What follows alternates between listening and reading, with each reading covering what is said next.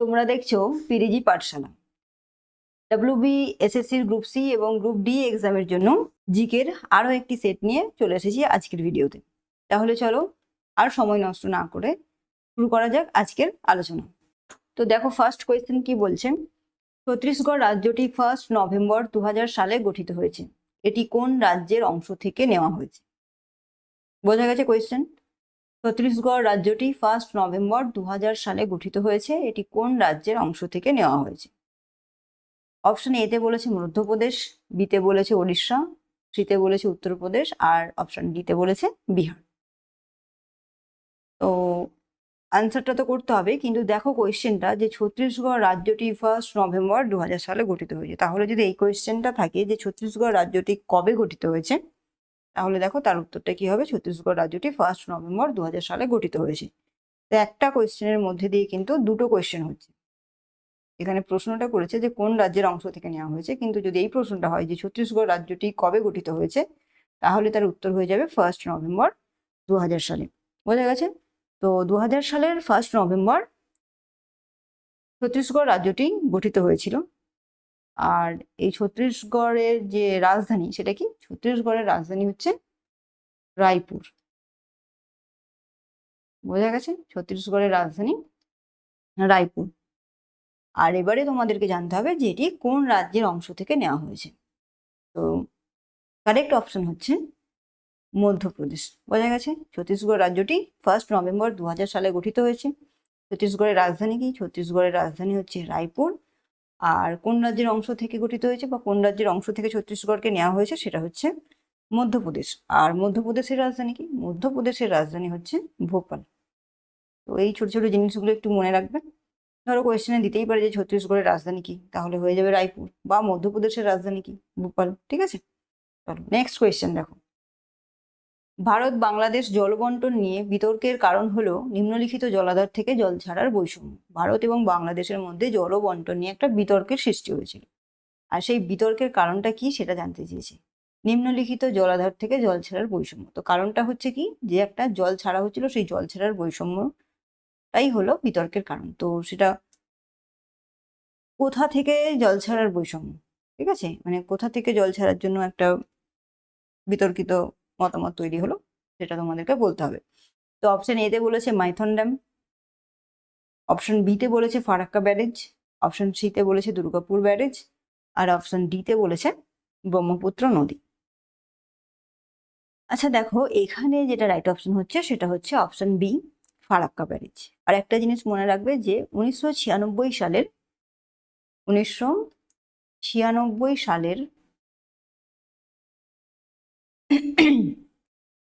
12ই December,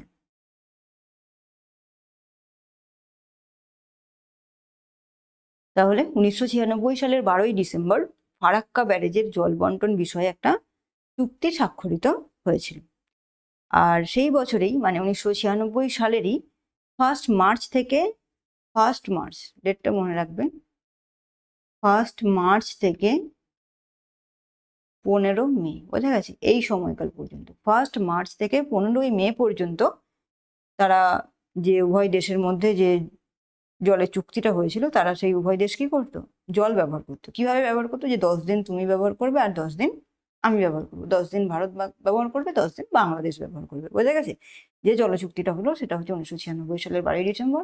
আর সেই বছরেরই মানে 1996 সালের 1 মার্চ থেকে 15ই মে পর্যন্ত এটা চলেছিল। এবং সেটা কি হলো, 1 মার্চ থেকে 15ই মে পর্যন্ত সময়ে এই যে দুটো দেশ ভারত এবং বাংলাদেশ, তারা উভয়ের প্রয়োজনে জলটা ব্যবহার করতো। এবং কিভাবে ব্যবহার করতো? 10 দিন ভারত ব্যবহার করবে, 10 দিন বাংলাদেশ ব্যবহার করবে। তো এইভাবে তারা ব্যবহার করতো। তো 2005 সাল পর্যন্ত এই বিষয়টা মানে এই যে জল চুক্তি সেটা ঠিকঠাক চলেছিল। কিন্তু তারপর থেকেই কি হয়েছিল বলতো? তারপর থেকেই একটা বৈষম্যর সৃষ্টি হয়েছিল, বা তারপর থেকেই এই দুটো দেশের মধ্যে একটা সমস্যার সৃষ্টি হলো। তো সেটাই হচ্ছে বিতর্ক। তো সেই বিতর্কের কারণটা কি ছিল? সমস্যাটা কি নিয়ে হলো? সমস্যাটা হলো এই ফারাক্কা ব্যারেজ থেকে জল ছাড়া নিয়ে একটা সমস্যা সৃষ্টি হয়েছিল। বোঝা গেছে? নেক্সট কোয়েশ্চেন দেখো।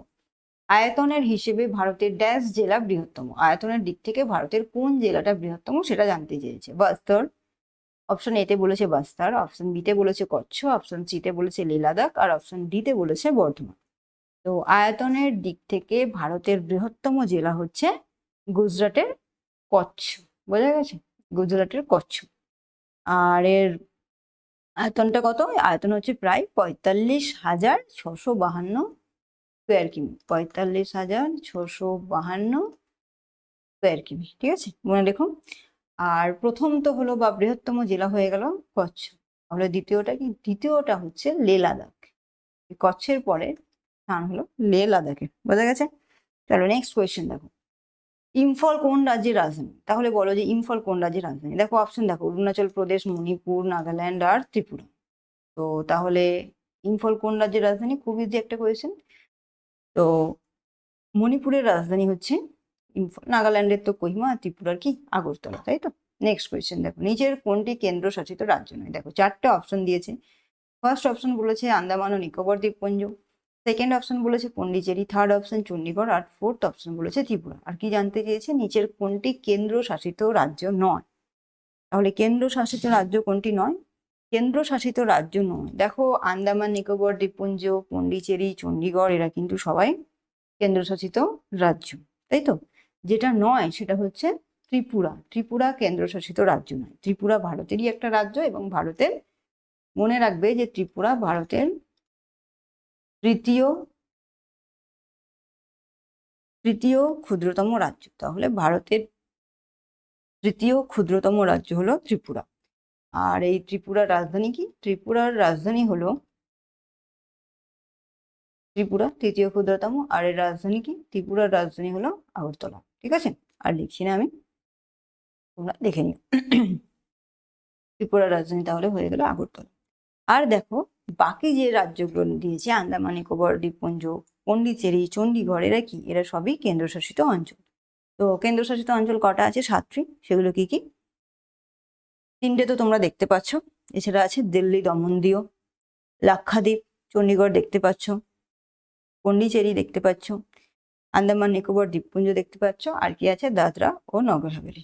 ওকে, নেক্সট কোয়েশ্চেন দেখো, ভারতের সর্বাপেক্ষা প্রসিদ্ধ ইন্দো গ্রিক শাসক কে ছিলেন? দেখো এটা একটা ইতিহাসের কোয়েশ্চেন। তো ভারতের সর্বাপেক্ষা প্রসিদ্ধ ইন্দো গ্রিক শাসক কে ছিলেন জানতে চেয়েছে। অপশনগুলো দেখো, অপশন এ তে বলেছে ডেমেট্রিয়াস, অপশন বি তে বলেছে অ্যান্টিওকাস, অপশন সি তে বলেছে মিনান্দার, আর অপশন ডি তে বলেছে যে কোনোটাই নয়। তাহলে রাইট অপশন কি হয়ে যাবে? ভারতের সর্বাপেক্ষা প্রসিদ্ধ ইন্দো গ্রিক শাসক ছিলেন অপশন সি, মিনান্দার, বোঝা গেছে। তিনি ছিলেন ভারতের সর্বাপেক্ষা উল্লেখযোগ্য ইন্দো গ্রিক শাসক। আর একটা জিনিস মনে রাখবে যে তার রাজধানী কোথায়, বা ইন্দো গ্রিকদের রাজধানী কোথায়, বা মিনান্দার যে ইন্দো গ্রিক শাসক, তার রাজধানী কোথায় ছিল? তার রাজধানী ছিল সাকল, ঠিক আছে। আর বর্তমানে নাম কি? শিয়ালকোট, বোঝা গেছে। নেক্সট চলো, কে শকাব্দ প্রচলন করেন? শকাব্দ কে প্রচলন করেন সেটা জানতে চেয়েছে। অপশন দেখো, ভূমক, নহপান, রুদ্রপান আর কনিষ্ক। তাহলে শকাব্দ কে প্রচলন করেছিলেন? শকাব্দ প্রচলন করেছিলেন কনিষ্ক, বোঝা গেছে। কুষাণ রাজ প্রথম কনিষ্ক, ঠিক আছে, কুষাণ রাজকে প্রথম কনিষ্ক। আচ্ছা, এই শকাব্দ প্রচলন করেছিলেন তো কবে করেছিলেন? 78 খ্রিস্টাব্দে, ঠিক আছে, এটা মনে রাখবে। তিনি সিংহাসনে বসেছিলেন 78 খ্রিস্টাব্দে, এবং সেই খ্রিস্টাব্দটাকে, এই 78 খ্রিস্টাব্দটাকে স্মরণীয় করে রাখার জন্য তিনি এই শকাব্দ নামে একটা বর্ষ গণনা চালু করেছিলেন। শকাব্দ কি? শকাব্দ একটা বর্ষ গণনা, বোঝা গেছে, মনে থাকবে। শকাব্দ একটা বর্ষ গণনা। তিনি 78 খ্রিস্টাব্দে সিংহাসনে বসেছিলেন, আর 78 খ্রিস্টাব্দটাকে স্মরণীয় করে রাখার জন্য তিনি এই বছর শকাব্দ নামে এই বর্ষ গণনা চালু করেছিলেন। নেক্সট কোয়েশ্চেন দেখো, মথুরা শিল্পকলা কোন সময় জনপ্রিয়তা অর্জন করে? শুঙ্গ যুগে, সাতবাহন যুগে, শক যুগে, নাকি কুষাণ যুগে? তো মথুরার শিল্পকলা তা কিরকম? মথুরার শিল্পকলাটা খুবই জনপ্রিয়তা পেয়েছিল, ঠিক আছে। এবং কি এর জনপ্রিয়তার মূল কারণ কি ছিল জানো? এই যে শিল্পকলা, সেটা যে পাথর দিয়ে শিল্প কারুকার্য হতো বা তৈরি হয়েছিল, সেটা হচ্ছে মূলত লাল কালারের বেলে পাথর, চুনা পাথর দিয়ে এই শিল্পটিতে তৈরি করা হয়েছিল, ঠিক আছে। লাল কালারের বেলে পাথর অথবা চুনা পাথর দিয়ে, বেলে পাথর আর চুনা পাথর দিয়ে। তো এই কারণে এই শিল্পরীতির জনপ্রিয়তা খুবই বেড়ে গিয়েছিল। আর এই যে এই মথুরা শিল্পকলা, সেটা কোন যুগে হয়েছিল, কোন সময়ে হয়েছিল? শুঙ্গ যুগে হয়েছিল, নাকি সাতবাহন যুগে, নাকি শক যুগে, নাকি কুষাণ যুগে? তো এই যে মথুরা শিল্পকলা, সেটা জনপ্রিয়তা অর্জন করেছিল কিন্তু কুষাণ যুগে, মনে থাকবে। নেক্সট দেখো, শকাব্দ কোন বছর শুরু হয়? তো আমি আগেই এর আনসার বলে দিয়েছি যে শকাব্দ শুরু হয়েছিল, দেখো অপশন 78 খ্রিস্টাব্দ, 58 খ্রিস্টপূর্ব, 273 খ্রিস্টপূর্ব, নাকি 420 খ্রিস্টপূর্ব। তো শকাব্দ শুরু হয়েছিল এই অপশন এ, 78 খ্রিস্টাব্দ। বোঝা গেছে? কে করেছিল? কুষাণ সম্রাট কনিষ্ক। কেন করেছিলেন? কারণ তিনি ওই 78 খ্রিস্টাব্দে সিংহাসনে বসেছিলেন এবং তার যে এই সিংহাসনের বছর, সেটাকে স্মরণীয় করে রাখার জন্য তিনি শকাব্দ নামে একটা বর্ষ গণনা চালু করেছিলেন। কবে করেছিলেন? 78 খ্রিস্টাব্দে। ওকে, নেক্সট কোয়েশ্চেন দেখো, ভারতবর্ষের বা ভারতের সর্বপ্রথম স্বর্ণ মুদ্রা কোন শাসকরা চালু করেছিলেন? ভারতের প্রথম স্বর্ণ মুদ্রা কারা চালু করেছিল সেটা জানতে চেয়েছি। অপশন দেখো, শক, মৌর্য, গুপ্ত, নাকি কুষাণ। তো ঐতিহাসিকদের মতে, মানে ঐতিহাসিকরা বলেছেন যে কুষাণ বংশীয় রাজা ভীম কোদফিসিস, ঠিক আছে, মনে রাখবে নামটা কি, ভীম কোদফিসিস। কুষাণ বংশীয় রাজা ভীম কোদফিসিস রোমানদের যে স্বর্ণমুদ্রা ছিল তার নাম কি ছিল বলতো? রোমান স্বর্ণমুদ্রার নাম হলো দিনার। তো এই রোমান স্বর্ণমুদ্রা দিনারের অনুকরণে ভারতে প্রথম স্বর্ণমুদ্রা চালু করেছিলেন। ঠিক আছে, তাহলে বোঝা গেল রাইট অপশন কোনটা, যে ভারতের সর্বপ্রথম স্বর্ণমুদ্রা কোন শাসকরা চালু করেছিলেন? কুষাণ শাসকরা। তিনি কে কে চালু করেছিলেন? কোন কুষাণ শাসক? ভীম কোদফিসিস। কিসের অনুকরণে? রোমানদের যে স্বর্ণ মুদ্রা ছিল, ঠিক আছে, রোমান স্বর্ণ মুদ্রা। তো সেই রোমান স্বর্ণ মুদ্রা নাম কি ছিল? দিনার। সেই দিনারের অনুকরণে ভারতে তিনি একটা স্বর্ণ মুদ্রা চালু করেছিলেন। নেক্সট দেখো, লোকসভার স্পিকার। লোকসভার স্পিকার, আচ্ছা দেখো অপশনগুলো দেখো, দুই বিরোধী পক্ষের ভোট সমান হলে ভোট দেন, লোকসভার অন্য যে কোনো সদস্যের মতো ভোট দেন, কোনো ভোট দিতে পারেন না, নাকি দুটি ভোট দিতে পারেন একটি সাধারণ অবস্থায় এবং অপরটি দুই কক্ষের ভোট সমান হলে। তাহলে বুঝতে পারছো যে লোকসভার যে ভোটিং পাওয়ার, সেটা তোমাদের কাছ থেকে জানতে চেয়েছে যে লোকসভার স্পিকার কখন ভোট দিতে পারে। তো লোকসভার স্পিকার কখন ভোট দিতে পারে? লোকসভার স্পিকার কি কাজ করে? সাধারণত সবার মধ্যে একটা কি করে? নিরপেক্ষ ভূমিকা পালন করে, তাই তো? লোকসভার স্পিকার নিরপেক্ষ ভূমিকা পালন করেন।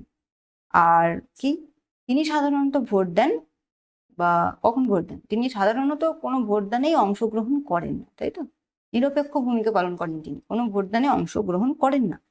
কিন্তু কোনো বিলের পক্ষে এবং বিপক্ষে সমান সংখ্যক যদি ভোট পড়ে, একটা বিল, সেই বিলের পক্ষে এবং বিপক্ষে ভোট হয়, সেই সমান, মানে পক্ষে এবং বিপক্ষে এই ভোটের পরিমাণ যদি বা ভোটের সংখ্যা যদি হয় সমান, তাহলে কি হয়? এটা অচলাবস্থার সৃষ্টি করে। তখন সেই অচলাবস্থা কাটানোর জন্য স্পিকার একটা ভোট নেন, আর সেই ভোটটাকে কি ভোট বলে? সেই ভোটটাকে বলা হয় কাস্টিং ভোট। বোঝা গেছে? কোনো বিলের পক্ষে বা বিপক্ষে ভোটের সংখ্যা যদি সমান হয়, তাহলে একটা অচলাবস্থার সৃষ্টি হয়। সেই অচলাবস্থা কাটানোর জন্য কে ভোট দিতে পারে?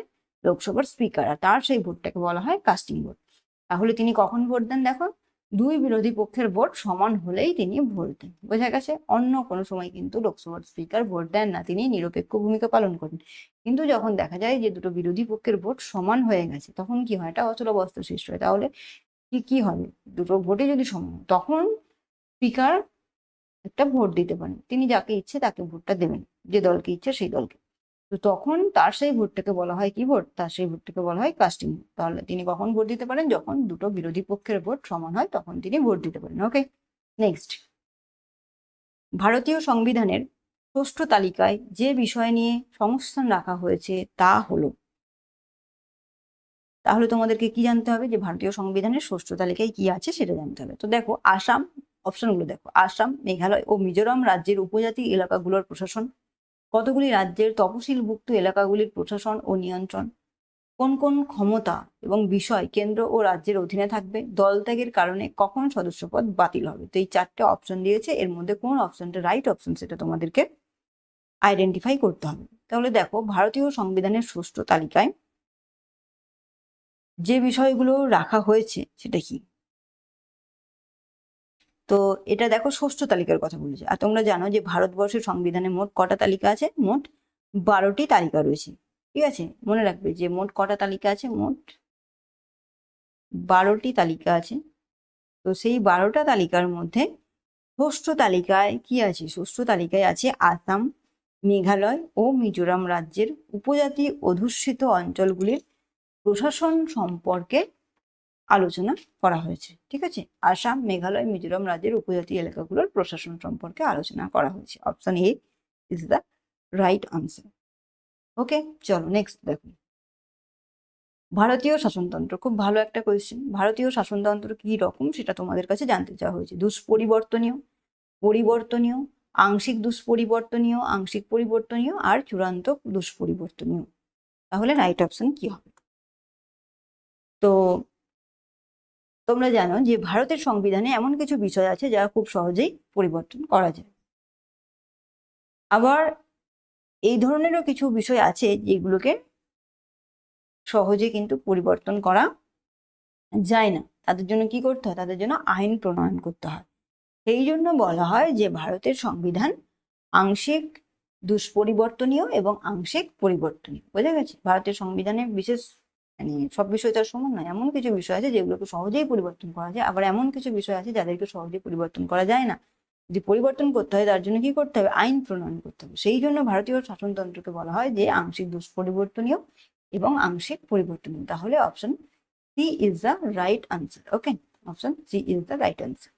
নেক্সট 14 নম্বর কোয়েশ্চেন দেখো। ভারতীয় শাসনতন্ত্র নিম্নলিখিত দেশের শাসনতন্ত্রের অনুকরণে পার্লামেন্টারি শাসন ব্যবস্থা রূপায়ণ করেছে। আচ্ছা, ভারতে যে পার্লামেন্টারি শাসন ব্যবস্থা আছে সেটা কোন দেশ থেকে ভারত নিয়েছে বা কোন দেশের শাসন ব্যবস্থার অনুকরণে তৈরি করা হয়েছে সেটা জানতে চেয়েছে।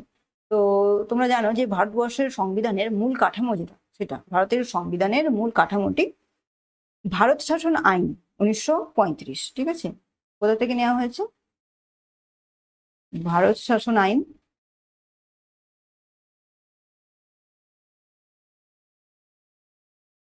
1935। বোঝা গেছে? ভারতবর্ষের সংবিধানের মূল কাঠামোটি ভারত শাসন আইন 1935 থেকে গ্রহণ করা হয়েছে।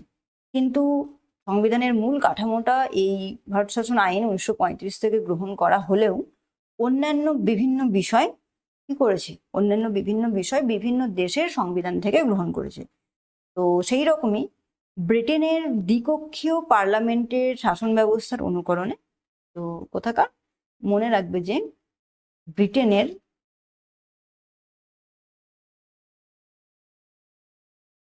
দ্বিকক্ষীয়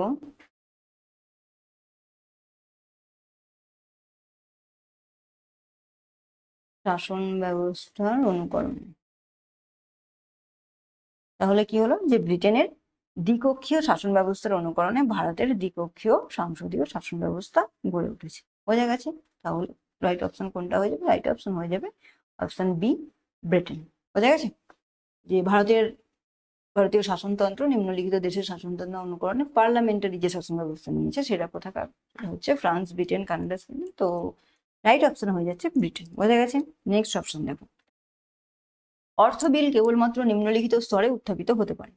অর্থ বিল কোন স্তরে উত্থাপিত হতে পারে সেটা জানতে চেয়েছে। অপশন এতে বলেছে পার্লামেন্টের যে কোনো কক্ষে, অপশন বিতে বলেছে কেবলমাত্র লোকসভায়, অপশন সিতে বলেছে কেবলমাত্র রাজ্যসভায়, আর অপশন ডিতে বলেছে কেবলমাত্র পার্লামেন্টের যৌথ সভায়। তাহলে রাইট অপশন কোনটা হবে? আচ্ছা দেখো, অর্থ বিল। আচ্ছা, অর্থ বিলটা কত নম্বর ধারায় আছে? অর্থ বিল নিয়ে আলোচনা করা হয়েছে ভারতীয় সংবিধানের কত নম্বর ধারায়?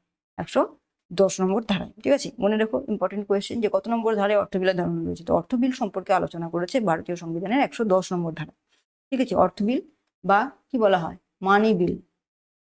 তাই অর্থ বিল বা মানি বিলের সংজ্ঞা দেওয়া হয়েছে 110 নম্বর ধারায়। এটা মনে রাখবে খুব ভালো করে। আর কোয়েশ্চেন কি করেছে? যে অর্থ বিল কেবলমাত্র নিম্নলিখিত স্তরে, কোন স্তরে উত্থাপিত হতে পারে বলেছে। তো কোন স্তরে উত্থাপিত হতে পারে? দেখো, পার্লামেন্টের যে কোনো কক্ষে তো হবে না, কেবলমাত্র লোকসভায়, কেবলমাত্র রাজ্যসভায়, নাকি যৌথ সভায়? তো যৌথ সভাতেও নয়, রাজ্যসভাতেও নেই। অর্থ বিল শুধুমাত্র লোকসভায় উত্থাপিত করা যেতে পারে। ওকে, নেক্সট কোয়েশ্চেন দেখো।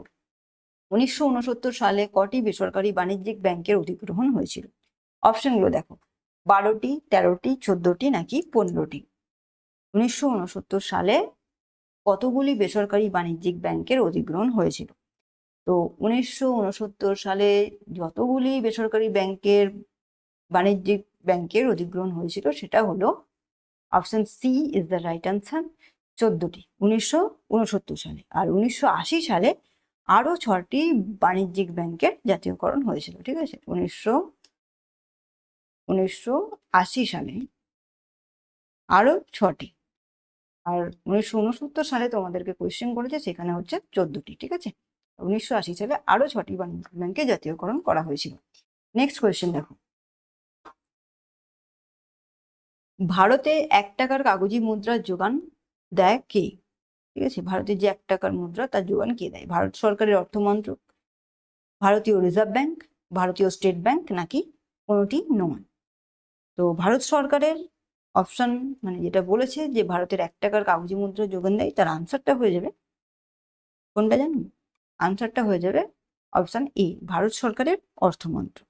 ঠিক আছে, এই অপশন এ হচ্ছে রাইট, অপশন এ হচ্ছে রাইট আনসার। তো ভারত সরকারের অর্থমন্ত্রক, ঠিক আছে, রাইট অপশনটা। আর এই যে 1 টাকার কাগজি মুদ্রা যোগান যে দিচ্ছে ভারত সরকারের অর্থমন্ত্রক, তাতে কিন্তু কেন্দ্রীয় মন্ত্রকের একটা স্বাক্ষর থাকে। ঠিক আছে, কেন্দ্রীয় মন্ত্রকের একটা স্বাক্ষর থাকবে। আর স্বাক্ষর থাকে যদি প্রশ্ন হয় যে ভারতের যে 1 টাকার কাগজি মুদ্রা, তাতে কার স্বাক্ষর থাকে? তো তাহলে কি হয়ে যাবে? কেন্দ্রীয়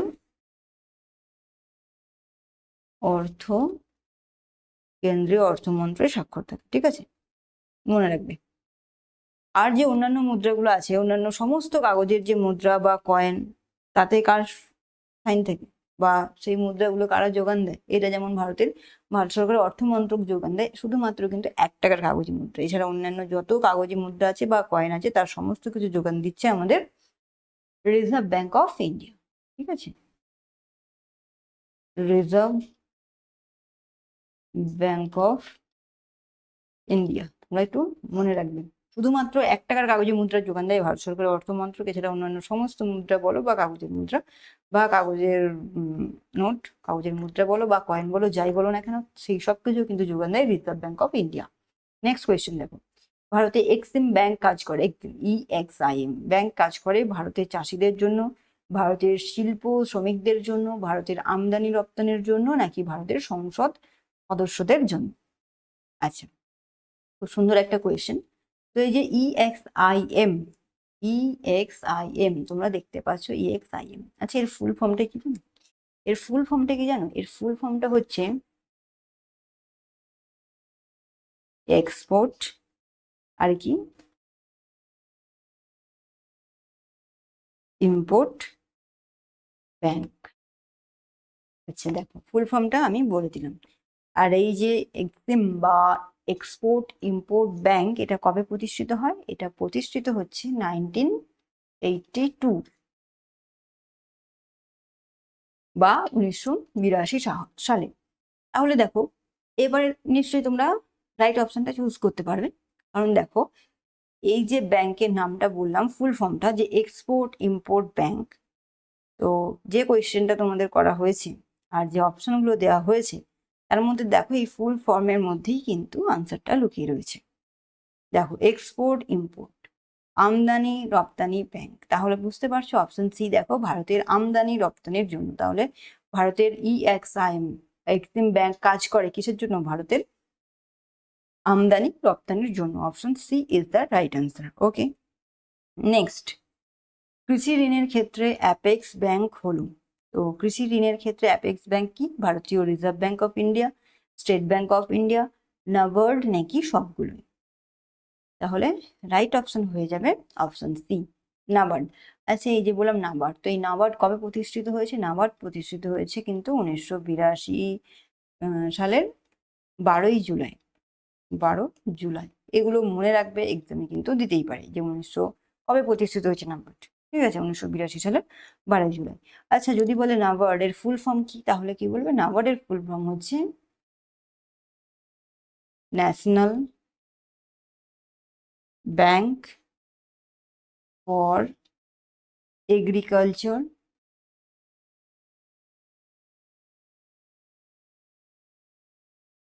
অ্যান্ড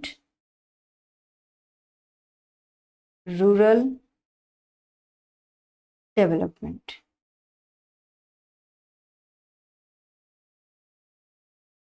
রুরাল ডেভেলপমেন্ট। ওকে, তাহলে দেখো কোয়েশ্চেন শুধু একটা, কিন্তু তার সঙ্গে জড়িয়ে রয়েছে আরো কতগুলো করে কোয়েশ্চেন। কৃষিক্ষেত্রে বা কৃষি ঋণের ক্ষেত্রে অ্যাপেক্স ব্যাংক হচ্ছে নাবার্ড। বাট দেখো আরো দুটো কোয়েশ্চেন পেয়ে গেলে যে নাবার্ড কবে প্রতিষ্ঠা হয়েছে, 1982 সালের 12ই জুলাই। আচ্ছা, নাবার্ডের ফুল ফর্ম কি? National bank for agriculture. এটা সি নয়, কিন্তু এটা ই। ওকে, অ্যান্ড রুরাল ডেভেলপমেন্ট। তো দেখো তিনটে কোয়েশ্চেন পেয়ে গেলে একটা কোয়েশ্চেনের মাধ্যমে। ঠিক আছে, কোয়েশ্চেনগুলো খুব ভালো করে পড়ো, ভীষণ ইম্পর্টেন্ট কোয়েশ্চেন। নেক্সট কোয়েশ্চেন দেখো, ভারতের টাকা পূর্ণ পরিবর্তনযোগ্য কোন ক্ষেত্রে? ভারতের যে টাকা সেটা পূর্ণ পরিবর্তন করা যায় কোন ক্ষেত্রে? Current account, capital account, trade account, নাকি কোনোটাই নয়? তো ভারতের যে টাকা সেটা পূর্ণ পরিবর্তনযোগ্য হলো এই কারেন্ট অ্যাকাউন্টের ক্ষেত্রে। বোঝা গেছে? 1944 সালের আগস্ট মাসে ভারত সরকার ঘোষণা করেছিলেন যে ভারতের টাকা পূর্ণ পরিবর্তনযোগ্য হবে, এবং সেটা কিসের মাধ্যমে হবে? কারেন্ট অ্যাকাউন্টের মাধ্যমে। তাহলে সালটা মনে রেখো যে 1944, কোন মাসে? আগস্ট মাসে। ওকে, নেক্সট দেখো 21 নম্বর কোয়েশ্চেন। দেখো আলোক রশ্মির প্রাথমিক রঙগুলো কি কি? এই রং নিয়ে আগের ভিডিওতে বোধহয় একটা আলোচনা ছিল। তো যাই হোক, আলোক রশ্মির প্রাথমিক রঙগুলো কি কি দেখে নাও। অপশন এ তে বলেছে লাল সবুজ নীল হলুদ, অপশন বি তে বলেছে লাল নীল সবুজ, অপশন সি তে বলছে হলুদ নীল লাল ছাই, আর অপশন ডি তে বলেছে কোনোটিই নয়। তাহলে আলোক রশ্মির প্রাথমিক রঙগুলো কি কি? আলোক রশ্মির প্রাথমিক রঙগুলো হয়ে যাচ্ছে লাল নীল আর সবুজ। নেক্সট কোয়েশ্চেন দেখো, মোটর গাড়ির ভিউ ফাউন্ডারটি হলো, মোটর গাড়ির ভিউ ফাউন্ডারটি কি জানতে চেয়েছে? সমতল দর্পণ, অবতল দর্পণ, উত্তল দর্পণ, নাকি উত্তল লেন্স? তো মোটর গাড়িতে যে ভিউ ফাউন্ডার ব্যবহার করা হয় সেটা হচ্ছে উত্তল দর্পণ। বোঝা গেছে? আর কেন হয় না, এই দর্পণের দৃষ্টিক্ষেত্রটা কি হয়, অনেকটা প্রশস্ত হয়। এর ফলে কি হয়, চালক তার সামনের উত্তল দর্পণের সাহায্যে পেছনের দিকের বহু সংখ্যক যানবাহনের সোজা এবং ক্ষুদ্রাকার যে প্রতিবিম্ব সেগুলোকে একসঙ্গে দেখতে পায়। আর এর ফলে কি হয়, চালকের গাড়ি চালাতে সুবিধা হয়। আর ঠিক সেই কারণেই, যাতে গাড়ির চালকের গাড়ি চালাতে সুবিধা হয়, সেই কারণেই গাড়ির ভিউ ফাউন্ডারটি এই উত্তল দর্পণ হয়। ওকে, নেক্সট, সিনেমা হলের পর্দা সাদা ও অমসৃণ প্রকৃতির হয় কারণ সাদা বর্ণের আলোক রশ্মিকে পর্দা কি করে? সম্পূর্ণ শোষণ করে, সম্পূর্ণ প্রতিফলিত করে, প্রতিসারিত করে, নাকি বিক্ষিপ্ত প্রতিফলিত করে? তো রাইট অপশনটা হচ্ছে অপশন ডি। সিনেমা হলের পর্দা তোমরা দেখবে সব সময় সাদা এবং অমসৃণ প্রকৃতির হয়। আর তার কারণটা কি? তার কারণ হচ্ছে সাদা বর্ণের আলোক রশ্মিকে পর্দা বিক্ষিপ্ত প্রতিফলিত করে। ঠিক আছে, এই বিক্ষিপ্ত প্রতিফলনের জন্য, আলোর বিক্ষিপ্ত প্রতিফলনের জন্যই সিনেমা হলের পর্দা সাদা এবং অমসৃণ করা হয়, যাতে প্রতিফলিত রশ্মি হলের চারিদিকে ছড়িয়ে পড়তে পারে। এবং সেই প্রতিফলিত রশ্মি যদি হলের চারিদিকে ছড়িয়ে পড়ে, তাহলে সিনেমা হলে যে প্রান্তেই যে দর্শক থাকুক না কেন, সবার চোখে সেই আলোটা পড়ে, এবং সবাই হলের যে কোনো জায়গা থেকে দর্শকেরা ছবিটা খুব ভালোভাবে দেখতে পায়। এবং সেই কারণে সিনেমা হলের পর্দা সাদা ও মসৃণ করা হয় এই আলোর বিক্ষিপ্ত প্রতিফলনের জন্য। ওকে, তাহলে রাইট অপশন কোনটা হবে? অপশন ডি, বিক্ষিপ্ত প্রতিফলিত করে। 24 নম্বর কোয়েশ্চেন দেখো, যখন আপতন কোণ দুটি মাধ্যমের সংকট কোণের সমান হয় তখন প্রতিসরণ কোণের মান কত হবে? তো যখন আপতন কোণ দুটি মাধ্যমের সংকট কোণের সমান হয় তখন প্রতিসরণ কোণের মান হয়ে যায় কত বলো তো? অপশন এ বলেছে 0 ডিগ্রি, অপশন বি বলেছে 90 ডিগ্রি, অপশন সি বলেছে 45 ডিগ্রি, আর অপশন ডি বলেছে আপতন কোণের সমান। তাহলে এইটা সবসময় মনে রাখবে যে যখন আপতন কোণ দুটি মাধ্যমের সংকট কোণের সমান হবে তখন যে প্রতিসরণ কোণটা সৃষ্টি হবে সেই প্রতিসরণ কোণের মান হয়ে যাবে অপশন বি বা 90 ডিগ্রি। ওকে, নেক্সট, হাবল কি? অপশনগুলো দেখো, পারমাণবিক অস্ত্র, বাদ্যযন্ত্র, মহাকাশ দূরবীক্ষণ, আর নক্ষত্র। তো হাবল হচ্ছে একটি মহাকাশ দূরবীক্ষণ যন্ত্র। ওকে, মনে রেখো হাবল একটা মহাকাশ দূরবীক্ষণ যন্ত্র। নেক্সট কোয়েশ্চেন দেখো, মোহিনীনাট্যম কোন রাজ্যে প্রচলিত? মোহিনীনাট্যম কোথাকার ডান্স, সেটা তোমাদেরকে জানতে চেয়েছি। মোহিনীনাট্যম কি? একটা নৃত্য কলা, তাই তো? সেটা কোন রাজ্যে? কেরল, কর্ণাটক, উত্তরপ্রদেশ, নাকি বিহার? তো রাইট অপশন কোনটা তাহলে? মোহিনীনাট্যম যে রাজ্যে প্রচলিত সেটা হচ্ছে option A is the right answer, মানে কেরল। নেক্সট কোয়েশ্চেন দেখো, হলদা উৎসব মূলত ভারতের কোন রাজ্যে পালিত হয়? হলদা উৎসব কোথায় পালিত হয়? অপশনগুলো দেখো, অন্ধ্রপ্রদেশ, পশ্চিমবঙ্গ, হিমাচল প্রদেশ, নাকি রাজস্থান? তো এটা খুব ভালো করে মনে রাখবে যে হলদা উৎসব পালিত হয় মূলত কোথায়? হিমাচল প্রদেশে। ওকে, নেক্সট, কোন প্রাণী পশ্চিমবঙ্গ রাজ্যের প্রতীক? পশ্চিমবঙ্গ রাজ্যের প্রতীক কোন প্রাণী? চড়ুই পাখি, মেছো বিড়াল, একশৃঙ্গ গন্ডার নাকি কাঠবিড়ালি? তো খুব সোজা একটা প্রশ্ন, পশ্চিমবঙ্গ রাজ্যের কোন প্রাণী পশ্চিমবঙ্গ রাজ্যের প্রতীক? তো পশ্চিমবঙ্গ রাজ্যের প্রতীক হয়ে যাচ্ছে কি? মেছো বেড়াল। ওকে, নেক্সট কোয়েশ্চেন দেখো, 29 নম্বর কোয়েশ্চেন কি বলেছে যে 3 mistakes in my life, important একটা গ্রন্থ কিন্তু, 3 মিস্টেকস ইন মাই লাইফ গ্রন্থটির রচয়িতা কি? অপশনগুলো দেখো, অপশন এ তে বলেছে অমিতাভ ঘোষ, অপশন বি তে বলেছে চেতন ভগত, অপশন সি তে বলেছে VS নৈপল, আর অপশন ডি তে বলেছে ঝুম্পা লাহিড়ী। তো 3 মিস্টেকস ইন মাই লাইফ এটা একটা ভীষণ ইম্পর্টেন্ট গ্রন্থ, তোমরা খুব ভালো করে মনে রাখবে। আর এই গ্রন্থটির যিনি রচয়িতা ছিলেন তিনি হলেন অপশন বি বা চেতন ভগত। ওকে, নেক্সট কোয়েশ্চেন দেখো, জর্জ বার্নার্ড শ রচিত পিগম্যালিয়ন নাটক অবলম্বনে নির্মিত চলচ্চিত্রটির নাম কি? তো পিগম্যালিয়ন একটা নাটক, তার রচয়িতা কে ছিলেন? তার রচয়িতা ছিলেন জর্জ বার্নার্ড শ। ওকে, তো জর্জ বার্নার্ড শ রচিত এই পিগম্যালিয়ন নাটকের অবলম্বনে একটা চলচ্চিত্র তৈরি হয়েছিল।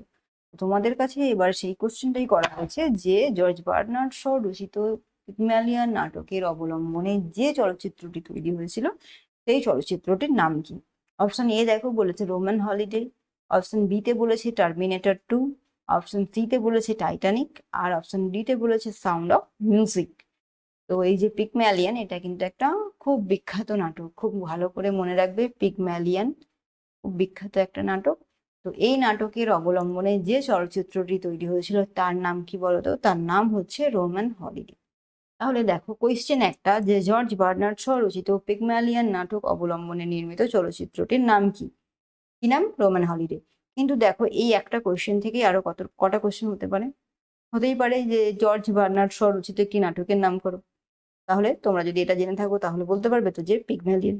অথবা যদি এই কোয়েশ্চেনটা আসে যে পিগম্যালিয়ন নাটকটি কার রচনা, খুব ইম্পর্টেন্ট একটা প্লে বা নাটক, তো পিগম্যালিয়ন এক্সামে আসে, কিন্তু পিগম্যালিয়ন নাটকটা এক্সামে আসে। তো যদি এই কোয়েশ্চেনটাই হয় যে পিগম্যালিয়ন নাটকের রচয়িতা কি, তাহলে তোমরা আশা করি খুব ইজিলি বলতে পারবে যে জর্জ বার্নার্ড শ। বুঝে গেছে? তাহলে জর্জ বার্নার্ড শ রচিত পিগম্যালিয়ন নাটক অবলম্বনে নির্মিত চলচ্চিত্রটির নাম হয়ে গেল রোমান হলিডে। চলো দেখি নেক্সট।